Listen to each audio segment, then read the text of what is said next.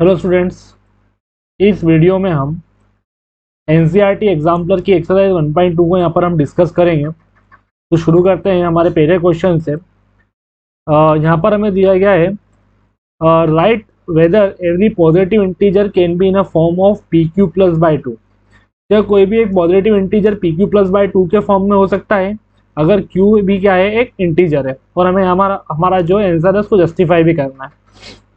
देखिए यहाँ पर बाय यूक्लिड्स लेम्मा यहाँ पर एक फॉर्मूला होता है b equal to a q plus r. अब ये फॉर्मूला जो है, पहले यहाँ पर हम देखते हैं, यहाँ पर जो r की वैल्यू रहती है वो 0 से a के बीच में रहती है।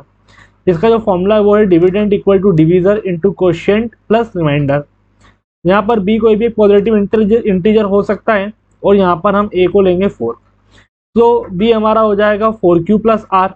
तो हमने यहाँ पर a की जगह पर 4 रख दिया है, तो b इक्वल टू हो गया हमारा 4q प्लस आर। अब यहाँ पर जो r की वैल्यू है वो 0 से 4 के बीच में होना चाहिए, जैसा कि हमने यहाँ पर देखा था कि r की वैल्यू 0 से a के बीच में है। तो 0 से a के बीच में जो वैल्यू आएगी जो कि रहेगी आपकी 0 1 2 3 4। सो एवरी पॉजिटिव इंटीजर इस फॉर्म में हो सकता है, मतलब 4q हो सकता है, 4q प्लस 1 हो सकता है, 4q प्लस 2 हो सकता है और 4q प्लस 3 हो सकता है। तो ये आपका जो 4q प्लस 2 इस ऑप्शन में आता है, तो ये हमारा राइट आंसर होगा। चलिए आगे बढ़ते हैं। यहाँ पर अगला क्वेश्चन को देखिए, the product of to consecutive positive integer is divisible by 2। देखिए सबसे पहला, अगर आप कोई सी भी एग्जाम दे रहे हैं तो वहाँ पर सबसे इंपॉर्टेंट चीज जो रहती है वो रहती है read question carefully. Read question carefully. अगर आप सिर्फ क्वेश्चन को ध्यान से पढ़ लेते हैं तो वो आधा क्वेश्चन वहीं इजीली हो जाता है। देखिए पहले उसने क्या बोला है, the product of to consecutive positive integer is divisible by 2। तो हमें बताना है कि ये स्टेटमेंट ट्रू है या फॉल्स है। देखो यहाँ पर दिया है, ये अपना जो रहता है वो ट्रू रहता है। That is to consecutive integer जो रहता है, एक रहता है आपका n और एक रहता है n प्लस 1। जैसे कंसेक्यूटिव का मतलब क्या होता है, यहाँ पर समझिए जो एक के बाद एक नंबर आता है। सपोज अगर 2 है तो हमें 2 के बाद आता है 3। अभी 2 के बाद 3 कैसा आता है, जब उसके अंदर हम प्लस 1 करते हैं। तो कोई भी अगर हमारे पास एक इंटीजर रहता है या कोई भी नंबर रहता है, उसके अंदर हम जब प्लस 1 करते हैं तो वहां पर हमें उसका नेक्स्ट नंबर मिल जाता है। सेम यहाँ पर हमने मान लिया कि एक है हमारा n और एक है n प्लस 1। अब इन दोनों में से एक integer must be divisible by 2। तो दोनों में से कोई ना कोई, जैसे कि आप देखिए अगर हम कोई सा नंबर लेते हैं, सपोज हम ले लेते हैं 45। तो 45 एक नंबर हो जाएगा, उसका जो कंसेक्यूटिव रहेगा वो हो जाएगा हमारा 46। तो यहाँ पर 46 जो है वो 2 से डिविजिबल है, तो इन दोनों का जो प्रोडक्ट रहेगा वो भी क्या होगा, 2 से डिविजिबल होगा। बहुत ही सिंपल सा क्वेश्चन था। तो ये बात आपको ध्यान रखनी की कोई भी दो कंसेक्यूटिव पॉजिटिव इंटीजर है वो डिविजिबल बाय 2 रहते हैं, तो ये आपका ट्रू ऑप्शन है।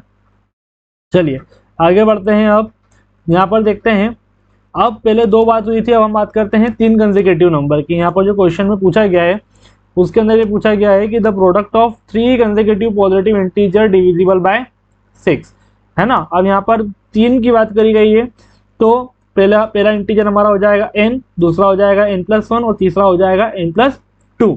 अब यहाँ पर 3 इंटीजर्स है, तो देखो 3 जो नंबर आए, सपोज हम कोई भी कंसेक्यूटिव 3 नंबर लेते हैं, सपोज हम ले लेते हैं 11 12 एंड 13। 11 12 एंड 13। तो यहाँ पर देखिए जो 12 नंबर है it is divisible by 2 and it is also divisible by 4। या फिर आप कहीं पे भी 3 कंसेक्यूटिव नंबर लेंगे तो वो 3 कंसेक्यूटिव नंबर में से 2 कंसेक्यूटिव नंबर जो रहेंगे, एक भी कोई भी 2 नंबर रहेंगे, वो 2 और 3 दोनों से डिविजिबल रहेंगे। तो यहाँ पर बनी बात है कि जो वैल्यू बनेगी वो 6 से डिविजिबल रहेगी, क्योंकि 6 का डिविजिबल रूल वही रहता है कि जो नंबर 2 और 3 दोनों से डिविजिबल होता है वही नंबर आपका 6 से भी डिविजिबल होता है। तो ये भी आपका स्टेटमेंट क्या है, ट्रू है। चलिए अब क्या बोला उसने, अगला क्वेश्चन हम देखते हैं। Write whether the square of any positive integer can be in a form of 3m plus 2 where m is a natural number, justify your answer. देखिए हमें बताना है यहाँ पर कि कोई भी पॉजिटिव इंटीजर का जो स्क्वायर है उसको हम 3m प्लस 2 के फॉर्म में लिख सकते हैं क्या। यहाँ पर m क्या हो गया, एक नेचुरल नंबर हो गया। यहाँ पर m को हमने क्या बोला है, नेचुरल नंबर बोला है। तो वापस से जैसा हमने एक क्वेश्चन फर्स्ट में देखा था यूक्लिड लेमा से, यहाँ पर जो हमारा फॉर्मूला होता है वो होता है b equal to a q plus r, और जहाँ पर r की वैल्यू रहती है वो 0 से a के बीच में रहती है। अब यहाँ पर अगर इसको हम यहाँ पर a जो रहेगा हमारा वो क्या रहेगा 3, और b क्या है हमारा, कोई भी एक पॉजिटिव इंटीजर है। तो यहाँ पर हम b इक्वल टू ले लेंगे 3q प्लस r, जो कि हमारा इस फॉर्मूले से आया है। जब यहाँ पर पुट करेंगे तो r की वैल्यू जो रहेगी वो 0 से 3 के बीच में रहेगी। तो यहाँ हमारे जो पॉजिटिव इंटीजर्स हो सकते हैं वो 3q हो सकता है, 3q प्लस 1 हो सकता है, 3q प्लस 2 हो सकता है। ये तीनों इसके पॉजिटिव इंटीजर्स हो सकते हैं। अब हम यहाँ पर आगे बढ़ेंगे तो पहले हम जो पहला वाला नंबर हमारे पास 3q है उसका स्क्वायर करेंगे। तो 3q का स्क्वायर हो जाएगा हमारे पास 9q स्क्वायर। 9q स्क्वायर में यहाँ पर जो है अगर उसको हम कन्वर्ट करेंगे तो वो हो जाएगा आपका 3m। यहाँ पर m का था आपका 3q स्क्वायर, मतलब जो 9q स्क्वायर था इसको मैंने लिख दिया 3 इंटू 3q स्क्वायर। वो जो 3q स्क्वायर था वो हमारा बराबर था m के। तो यहाँ पर क्या हो जाएगा बेटा 3m हो जाएगा। चलिए आगे बढ़ते हैं इसी के अंदर। अब जो दूसरा नंबर था हमारे पास 3q प्लस 1, इसका हम स्क्वायर करेंगे। तो 3q प्लस 1 का होल स्क्वायर करेंगे तो यहाँ पर एक आइडेंटिटी लगेगी, that is the 3q square plus 6q plus 1, मतलब a square plus b square plus 2a square plus 2ab plus b square. यहाँ इन दोनों के स्टार्टिंग की दोनों वैल्यू में से 3 और q कॉमन है, तो हम यहाँ से 3 कॉमन ले लेंगे। अंदर हमारे पास बचेगा 3q square plus 2q plus 1। अब यहाँ पर इस पूरी वैल्यू का क्या हो जाएगा, ये m हो जाएगा, that is 3m plus 1। Similarly जब हम यहाँ पर 3q प्लस 1 का स्क्वायर लेने पर हमें मालूम चल गया है कि जो हमारे पास वैल्यूज आ रही है वो आ रही है 3m और 3m प्लस 1 के फॉर्म में आ रही है। तो इससे ये प्रूफ होता है कि किसी भी पॉजिटिव इंटीजर का जो स्क्वायर रहता है वो कभी भी 3m प्लस 2 के फॉर्म में नहीं रहता है। सॉरी हाँ, उसके फॉर्म में वो नहीं रहता है। चलिए आगे बढ़ते हैं। अब आते हैं हम हमारे क्वेश्चन नंबर 5 पर।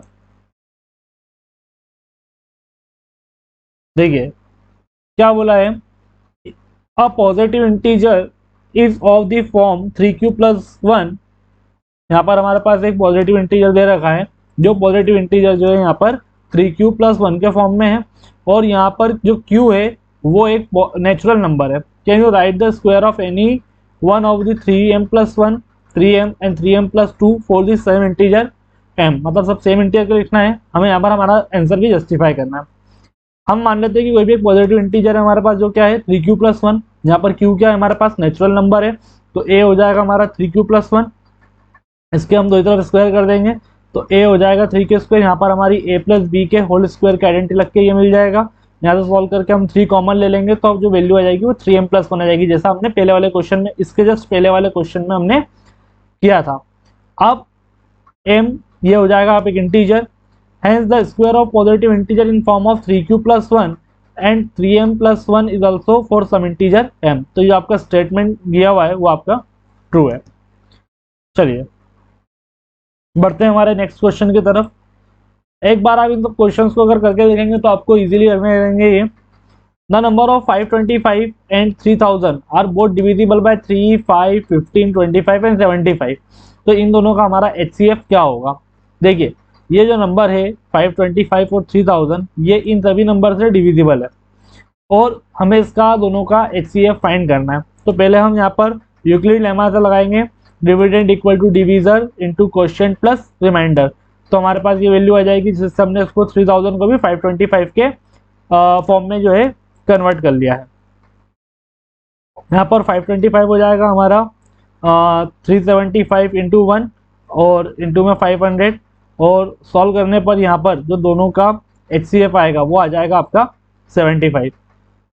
ठीक है, the number 3, 5, 15, 25 and 75 divide the number 525 and 3000, that means there is the common factor, दोनों के बीच में कॉमन फैक्टर है। तो इन दोनों के बीच में जो हाईएस्ट कॉमन फैक्टर रहेगा वो हमारा रहेगा 75।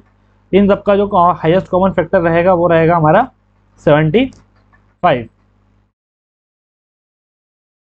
चलिए बढ़ते हैं हमारे अगले क्वेश्चन की तरफ। Question number 7, explain why 3 into 5 into 7 plus 7 is a composite number.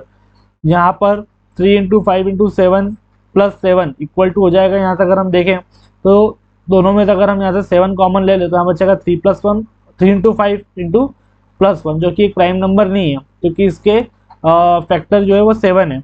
तो यहाँ पर दो फैक्टर है, मोर देन 2 फैक्टर है, hence it is a composite number. चलिए आगे बढ़ते हैं। अगला जो क्वेश्चन है हमारा क्वेश्चन नंबर 8, यहाँ पर दे रखा है can two number have the 18 as their HCF and 30 as their LCM, give reason for the. मतलब हमें वैसे भी कोई दो नंबर हो सकते हैं जिनका जो एचसीएफ है वो 18 हो और 380 क्या हो उनका एलसीएम हो। देखिए HCF is always is a factor of LCM, जो एचसीएफ रहता है वो हमेशा एलसीएम का फैक्टर रहता है, लेकिन 18 जो है वो 380 का फैक्टर नहीं है। तो ये हमारा ऑप्शन जो इसका आएगा वो आएगा नो। देखिए अगला क्या है, without actual performing long division, इस वैल्यू को हमें टर्मिनेटिंग बताना है कि टर्मिनेटिंग है या नॉन टर्मिनेटिंग है। तो इसके पहले वाले क्वेश्चन में मैंने करा था कि जब भी हमें इसके जो डिनोमिनेटर रहता है उसके अंदर हमें 2 और 5 की पावर सेम मिल जाती है तो वहां पर वो डिविजिबल रहता है। चलिए तो करके देखते हैं हम। यहाँ पर इसको जब हम सॉल्व करेंगे तो ये 987 बाय ये है, जिसको कट करेंगे तो हमारे पास बच जाएगा 47 बाय 500। यहाँ पर हम 500 को सकते हैं 5 की पावर 3 और 2 की पावर 2। यहाँ पर मुझे चूंकि एक 2 और चाहिए तो मैंने 2 से मल्टीप्लाई और डिवाइड करा है। यहाँ पे सॉल्व करने पर यहाँ पर 5 टू द 10 हो जाएगा, 10 की पावर 3 जो कि 1000 होता है।